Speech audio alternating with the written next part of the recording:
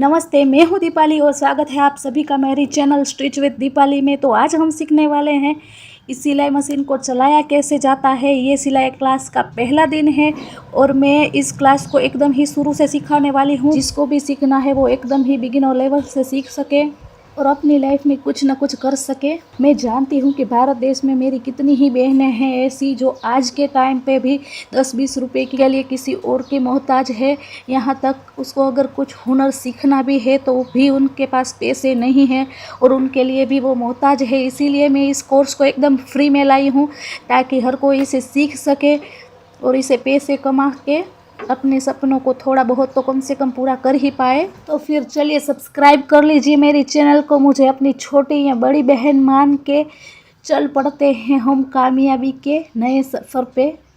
तो चलिए अब हमें सबसे पहले मशीन का पायदान चलाना सीखना है। इसलिए हमने धागा, बोबिन और मशीन की डोरी सब कुछ निकाल के रख दिया है ताकि हमें पायदान चलाने में आसानी हो और आसानी से हम सबसे पहले पायदान चलाना सीख पाए। इसके लिए हमें नीडल भी निकाल देनी है। चाहे तो आप निकाल सकते हैं, नहीं चाहे तो आप सिर्फ लिफ्टर को ऊपर कर दीजिए। अब देखिए ये है बैलेंस व्हील। इस व्हील को हमें अपनी और आगे की तरफ देखिए कुछ इस तरह से घुमाते जाना है।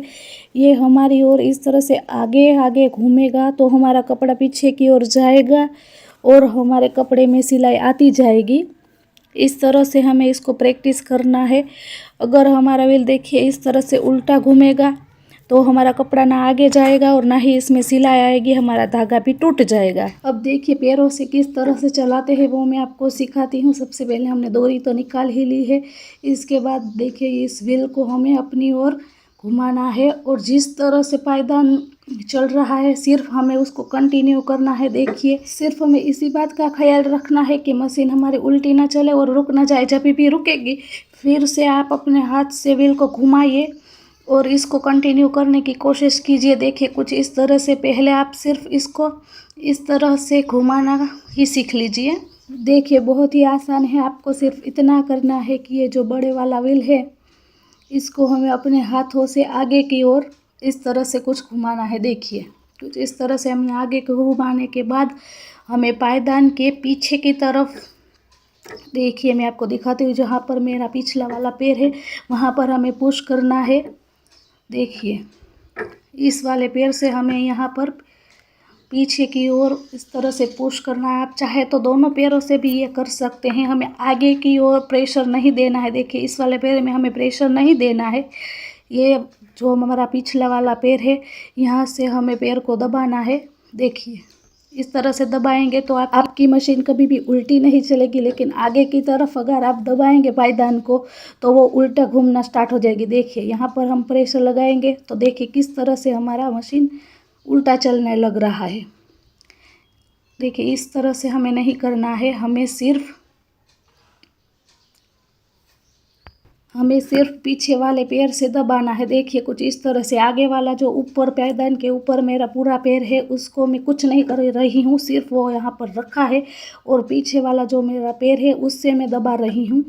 ये मशीन सिर्फ नीचे दबाने से ही चलती है, आगे हमें कुछ भी नहीं करना होता है। देखिए आप पीछे दबाते रहेंगे वो अपने आप ही चलता रहेगा। आप दोनों पैरों को ऊपर रख के भी इसको चला सकते हैं, लेकिन याद ये रखना है हमें एड़ियों से पायदान को दबाना है, ना कि पंजे से। पंजे का इस्तेमाल आपको इसमें नहीं करना है।